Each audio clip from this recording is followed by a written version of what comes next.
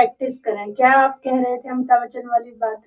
हाँ जी, उससे यही कहना चाह रहे हैं कि जैसे अमिताभ जी हैं, वो अभी इस समय उनकी जगह पर कोई और दूसरा नाम हमें नहीं समझ में आता है। हम देख रहे हैं कि वो सबसे ऊंचे शिखर पे आज भी उसी तरीके से हैं जैसे वो कभी पहले शुरुआती दौर में थे। तो उसका मुख्य जो कारण है वो यही है, उनका एक अपने प्रति जो अभ्यास है, निरंतर अभ्यास है, वो उसमें कभी चूकते नहीं, भरपूर अपनी शक्ति लगा देते हैं और अभ्यास को बहुत प्रमुखता देते हैं सफलता में। तो अभ्यास से क्या होता है?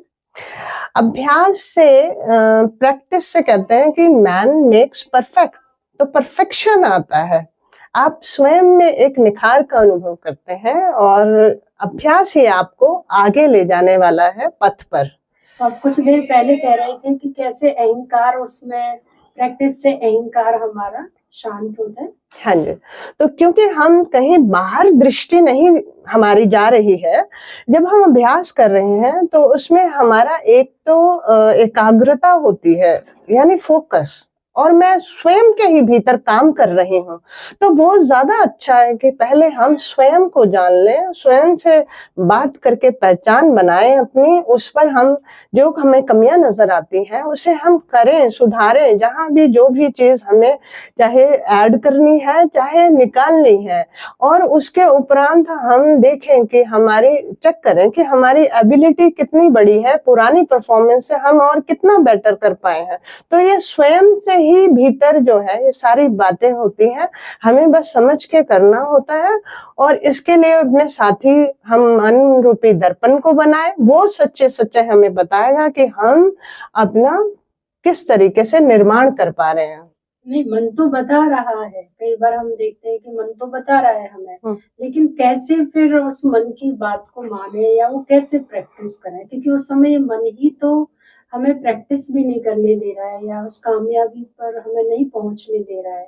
बीच में ही मन की कमी कमजोरी भी तो आ जाती है और उसके बाद ही मन हमारा मास्टर बन जाता है। हाँ, बिल्कुल कमी कमजोरियां आती ही हैं, क्योंकि साइड में वो होती हैं, लेकिन जिस वक्त हम काम कर रहे होते हैं तो उस वक्त हमारा पूरा फोकस जो होता है वो हम बाहरी तौर पे इतने अच्छी तरह सूक्ष्मता में नहीं देख रहे होते हैं। तो उसके लिए कुछ वक्त दीजिए।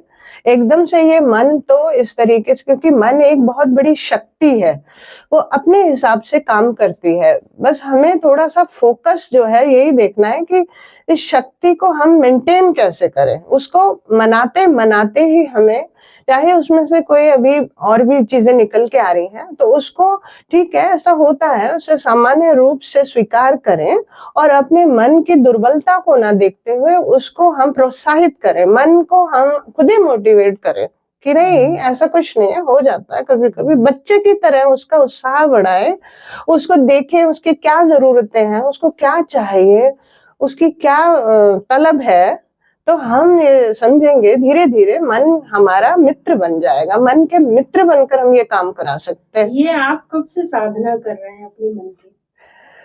मन की साधना हम सीधे सीधे तो नहीं आते, हमारे सेंटर पे दीदी हैं, वो बहुत अच्छी साधना कर चुकी हैं और हम जो है बहुत चुकी नहीं, शायद कर भी रही हैं और बहुत उनको अनुभव है। हम उनकी संगति में ही ये जल्दी से आगे जिसको कहते हैं बढ़ पाए हैं, क्योंकि ये चीजें जो है धीरे धीरे ही सुनते हैं। पहले कुछ भी चीज समझने के लिए आपको सुनना भी होता है, सबसे पहले आपको सुनना ही होता है, क्योंकि जरूरी नहीं है कि मेरा मन ही मुझे हर बात बता दे, उसके कोई नॉलेज इतनी वो तो है नहीं खास। तो हम किसी अपनी बड़ी अथॉरिटी से जुड़े, अगर हमें और भी कुछ सीखना है जो हमें नहीं आता तो हमें जुड़ना ही पड़ता है, स्कूल जाना पड़ता है। तो स्कूल जाए और जो भी है जिस उसमें आप क्षेत्र में काम कर रहे हैं वहां की विशिष्टता को देखें, वो कैसे काम कर रही है, उन्होंने क्या किया, फिर अपने को देखें, आंकलन करें बुद्धि से और धीरे धीरे एक स्टेप को फॉलो करते हुए अपने मन को धीरे धीरे आप समझेंगे, और पहले समझेंगे फिर काम करेंगे, पहले समझना होता है। कई बार चीजें समझ में तो बहुत आ जाती है लेकिन प्रैक्टिकल में नहीं आती। प्रैक्टिकल में भी धीरे धीरे आएंगी। पहले समझने का विस्तार बहुत बड़ा है, क्योंकि ये मन की भावनाएं कोई एक तरह से नहीं चलती है। मन में जैसे ऐसे कह सकते हैं इसको कि जैसे कोई समुद्र है, और मन वाकई इतना विशाल है, क्योंकि आपका ही मन आपको विस्तार में लाके पूरा विश्व अपना है ये फीलिंग में भी ला सकता है, और कोई अपना नहीं है ये फीलिंग में भी मन ला सकता है। तो आपको ये समझना होता है कि मेरा मन का विस्तार कहाँ है, और नहीं है तो पहले तो कराएं, क्योंकि वो जब चक्कर नहीं काटेगा, थक नहीं जाएगा, सरेंडर नहीं करेगा, तब तक वो हार मानने वाला भी नहीं है, क्योंकि मनोबल है। तो मन को समझने के लिए बहुत से आयाम है उसके, उसका बल है, उसका तेज है, उसका अपना एक विस्तार है, उसकी सुंदर, वो मन सुंदर सौंदर्य का प्रतीक है। अब जब तक उसको सौंदर्य को पहचानेंगे नहीं, उसके सौंदर्य व्यक्तित्व को जानेंगे नहीं, उसकी अभिव्यक्ति भी है, उसका सौंदर्य भी है, उसका प्रकाश भी है, उसका तेज भी है, वो शक्ति भी है, तो वो मनोबल है।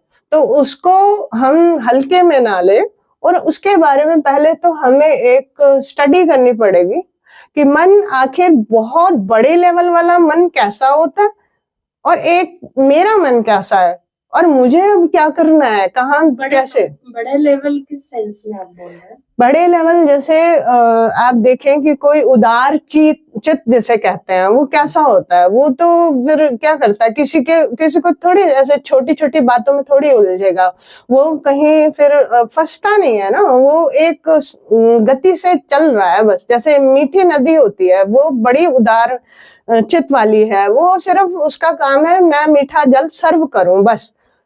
और कोई भी पेड़ है वो उदार चित्त वाला, उसका क्या काम है, वो सिर्फ छाया दे रहा है आपको, कुछ सोचता है कि कौन आके बैठा है। तो इस तरीके से हम आसपास, चाहे हमें बड़े लेवल पे भी ना समझ रहा हो, तो हम ये देख लें, क्योंकि सारी प्रकृति जिसने भी बनाई है उसने यही बनाई है कि ये सबके काम आए।